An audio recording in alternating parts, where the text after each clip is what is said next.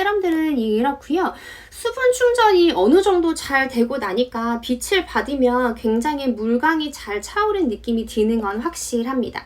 근데 수분은 이 세럼들을 바르고 나면 지난번 히어로론산을 소개하는 영상에도 말씀드렸다시피 추가적으로 이 수분들이 날아가지 않게 얇은 오일막을 쳐주는 게 굉장히 중요하다라고 말씀을 드렸기 때문에 그 상태에서 멈추시면 안 되고 가장 마지막 단계에서 원래 본인이 사용하고 계시던 로션 혹은 크림을 한 번 더 위에 잘 도포하셔서 일부러 레이어링해서 수분막을 충분하게 만들어 놨으니 잘 유지되게끔 관리해 주시는 거 잊지 마시고 제가 사용했던 것들은 총 4가지였습니다.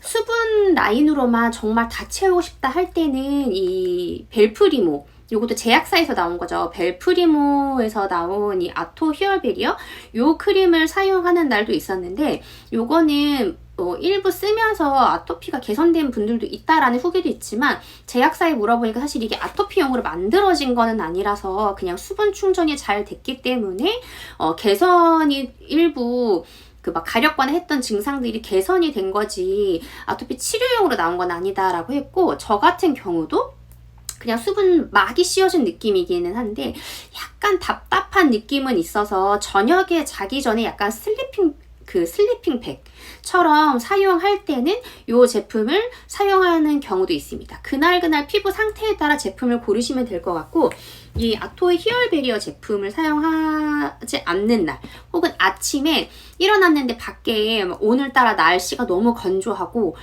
바람이 많이 불어서 내가 얇은 피부에서 수분이 많이 빼앗길 것 같다, 그리고 레이어링 하는 게 너무 힘든 날이다 하는 날은 마지막 마무리는 이 암버팜이거든요.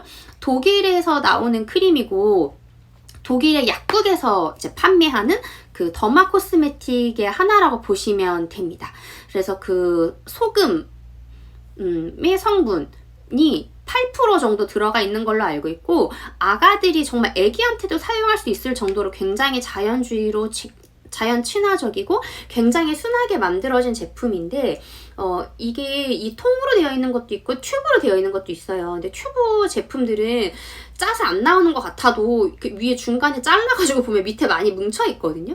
그래서 그거까지 싹싹 긁어서 저는 쓰는 편이고, 보통 홈쇼핑 사이트 같은 데 들어가면 가끔 대용 여러 개 구성품 여러 개 해가지고 막 크게 할인을 할 때가 있어요. 그래서 그때 저는 왕창 쟁겨놨다가 하나씩 사용하는 편이고, 좁쌀여드름이 있거나 각질이 좀 있는 분, 그리고 속건조나 속건조가 조금 심하고 약간 트러블이 있으신 분들한테 굉장히 좋다라고 알려져 있기는 합니다. 이 암버팜을 찾으시다 보면 어느 순간 에이팜이라는 제품이 보이실 거예요. 네, 다른 제품입니다, 여러분. 암버팜은 독일에서 나온 이 코스메틱 브랜드인 거고, 에이팜은 암버팜과 굉장히 똑같게 만들었는데 국내예요. 국내에서 생산된 제품이에요. 근데 암버팜은 사실 이게 약간 바를 때 발림성은 좋은데 바르고 나서의 느낌은 약간 꾸덕하다고 하시는 분들도 있어요. 막이 씌워진 것 같은 느낌이 들어서 약간 깝깝해라고 하시는 분들도 가끔 계시거든요. 근데 암버팜보다 약간 더 무르게 발려진다고 해야 될까요? 발림성이 조금 더 낮고 막이 씌워지는 느낌이 조금 덜하다라고 해서 그거는 본인의 피부 상태에 따라 둘 중에 고르시면 될 것 같아요. 에이팜도 건조함을 잡아주는데 굉장히 좋고 굉장히 순하게 잘 만들어진 제품이다라고는 듣기는 했습니다. 근데 저는 어쨌든 오리지널로 그냥 원래 건성 피부이고 민감성 피부다 보니까 그냥 독일 제품을 쓰는 거고, 이 솔트 크림은 왜 유명해졌냐면 이 제품을 사용을 중단하더라도 하고 나서부터의 100시간까지 수분을 계속 꽉 잡아주고 수분이 유지가 된다라고 해서 굉장히 잘 알려져 있는 브랜드이긴 했거든요. 그래서 건조하신 분들은 써보시면 도움이 많이 되실 겁니다. 다만 샘플을 신청할 수 있는 걸로 알고 있거든요. 그래서 저도 예전에 샘플을 받아가지고 써보고 구매한 거라서 지금도 되는지 모르겠는데 사이트 한번 찾아서 들어가 보시고 가능하시다고 하면 샘플 받아서 해보시는 것도 나쁘지 않을 것 같아요. 혹은 홈쇼핑에서 진짜 크게 세일할 때 그럴 때 한 번씩 구매 하나 해보시고 써보시는 것도 나쁘지 않습니다. 생각보다 제형이 꾸덕해서 오래 쓸 수 있어서 일단 테스트로 작은 사이즈, 뭐 여행용 사이즈 이런 것도 있거든요. 작은 걸로 한번 써보시고 괜찮으면 홈쇼핑마다 들어가서 알람 신청해 놓으시고 홈쇼핑 뜰 때 이제 그때 그냥 왕창 구매하시는 것도 도움이 되겠습니다. 그리고 크림, 이거는 로션 제형들이고, 크림 제형들은 제가 요거는 계속해서 보여드리고 있는데 큐템이거든요.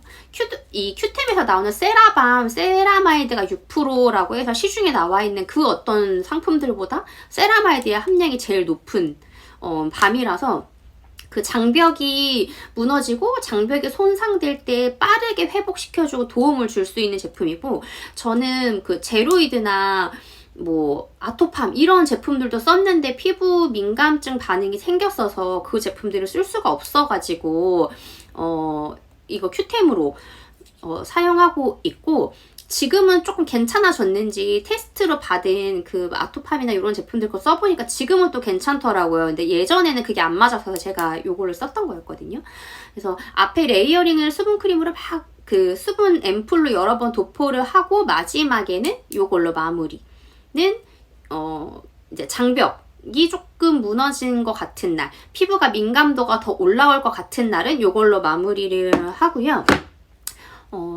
그리고 조금 더 가볍게 저녁에 나이트, 그러니까 자기 전에 이미 앞에 들어가 있는 앰플들 중에 오일 성분들이 좀 중첩이 많이 돼서 조금 가볍게 하고 싶다라고 하는 날은 재생 용도로 바이오힐보에서 나오는 이거 판테셀이거든요. 그래서 그냥 재생 크림 용도로 이 판테셀 쓰는데, 사실 이 큐템 구하기 조금 힘드시거나 나는 세라마이드가 안 맞는다 하시는 분들은 이 바이오힐보의 판테셀 로 대체하셔도 좋을 것 같고, 요거는 뭐랄까요, 약간 지성이신 분들이 사용하셔도 부담 없이 좀 가볍더라고요, 저한테는. 그래서 저는 그냥 요거는 그래도 조금 촉촉하면서 보송보송한 느낌이라면, 얘는 크림통에 들어있긴 하지만 저한테는 약간 로션 같은 좀 묽은 느낌이었어요. 그래서 지성분들도 크게 무리 없이 마무리용으로 사용하시면 좋을 것 같고, 굳이 이 제품들을 추가적으로 구매하시거나 할 필요는 없고, 집에 가지고 계신 가장 마지막 단계에 쓰는 로션이나 크림 둘 다 바르지 마시고 로션만 혹은 크림만 둘 중에 하나만 고르셔서 사용하시면 됩니다. 수분 앰플은 물론 테스트를 해보고 본인에게 가장 잘 맞는 제품들을 구매하시는 게 맞겠지만, 수분 앰플을 처음 사용했는데도 불구하고 건조함이 사라지지 않는다면 제품들을 여러 번 레이어링해서 사용해서 내가 몇 번째 레이어링을 했을 때 이게 나아지는지를 한번 파악해 보시는 게 중요하고, 레이어링 횟수가 한번 결정이 됐다 하더라도 피부의 상태가 좋아짐에 따라 횟수를 줄여야 되실 수도 있어요. 나중에는 이게 흡수가 안 되고 피부가 다시 뱉어내는 시기가 오거든요. 더 이상 흡수가 안 되고 그냥 겉에서만 맴돌다가 끝나는 경우도 있기 때문에 내 피부에 관심을 가지고 흡수가 정말 제대로 잘 되고 있는지를 판단하시면 좋을 것 같고, 수분 앰플만 계속해서 지속적으로 연속적으로 레이어링 하는 방법이 있는 반면에 다른 제품들, 뭐 비타민C나 비오틴이나 나이아신아마이드 혹은 레티놀 등등과 같이 다른 제품들과 묶어서 쓰실 때는 제품과 제품 사이에 레이어링해서 사용하시면 좋은데, 비타민C랑 레이어링해서 사용할 때 주의하실 점은 비타민C는 피부 상태가 약산성일 때 흡수가 잘 된다고 하잖아요.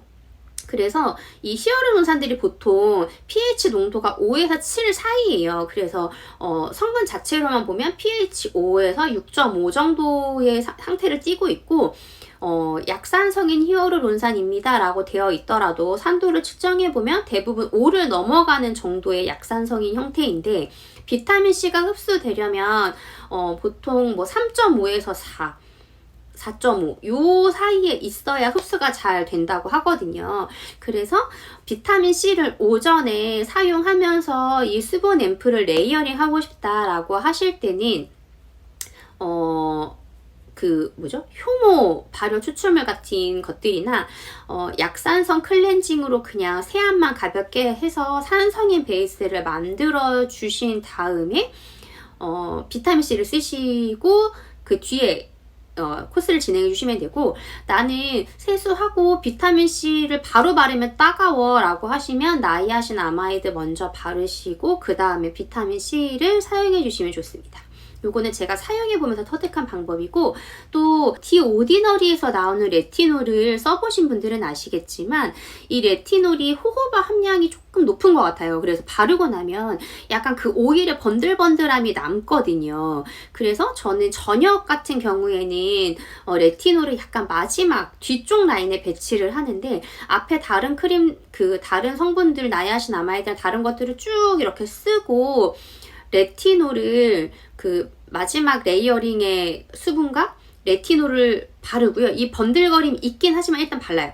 그래서 어느 정도 시간이 조금 지나면 레티놀 성분들은 조금 들어가고 호호바 오일에 그 성분들만 약간 남아있을 때가 있거든요. 그때 다시 한번 수분 앰플을 덮습니다. 근데 물론 이게 이미 오일막이 있기 때문에 흡수 속도는 조금 느리지만 이렇게 문지르면서 조금 쓰시다 보면 어느 순간 흡수가 싹 되면서 그 오일리함이 날아가요. 그래서 그 오일의 그 번들거림이 사라지거든요. 그래서 그거는 하나의 팁이고, 혹은 나는 그렇게까지 해서도 쓰기 싫어 라고 하시는 분들은 저도 지금 그렇게 쓰고 있기는 한데, 왜냐면 제가 레티놀을 기존에 0.2%짜리를 쓰다가 이제는 더 이상 0.2 가지고는 효과를 잘 모르겠어가지고 제가 0.5로 올렸어요.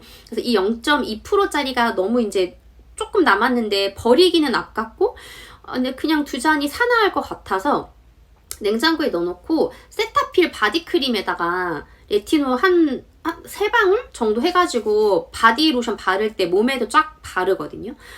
그렇게 했더니 이런 팔꿈치랑 그 손목, 발목 이렇게 조금 주름 두꺼워지기 시작하는 데들 중심으로만 레티놀을 같이 넣어가지고 바르고, 나머지는 그냥 전체 그냥 몸에 싹싹싹 이렇게 펴서 바르는데, 바디로션에다가 섞어 쓰시는 것도 굉장히 좋아요. 다만 바디로션에 향료 성분이 조금 들어가 있거나 이미 그 안에 고기능성으로 뭔가 성분들이 많은 거랑 쓰시긴 조금 그렇고, 세타필이나 아비노처럼 정말 순하게 나온 바디 로션들에는 레티놀을 일부 이렇게 추가하셔가지고 쓰시면 번들거림이 싫어서 못 쓰고 있는 것들도 처리하실 수 있으실 겁니다. 추가적으로 사용하고 계시는 제품들 중에 이 제품 정말 너무 좋았다, 나의 피부 타입은 이런데 이 제품 너무 좋았다, 내 인생템이다 하는 제품들이 있다면 편하게 댓글로 추천해 주시면 제가 다음에 제품들 구매할 때 참고해서 저도 한번 사용해보고 제 피부에는 어땠는지 내용을 같이 소통할 수 있으면 너무 좋을 것 같아서 추천 댓글 많이들 남겨주시면 좋을 것 같고, 제가 다음에는 조금 간단하고 퀵하게 할 수 있는 메이크업 같은 것도 한번 해볼까 하는데, 혹시 메이크업들도 관심이 있으신지 모르겠네요. 오늘 제가 이 에센스 앰플을 여러 개를 막 쓰다 보니까 영상이 조금 길어지면 지루하실 수도 있지만, 네, 일단 끝까지 봐주셔서 감사하고 다음에 또 다른 컨텐츠 들고 오겠습니다.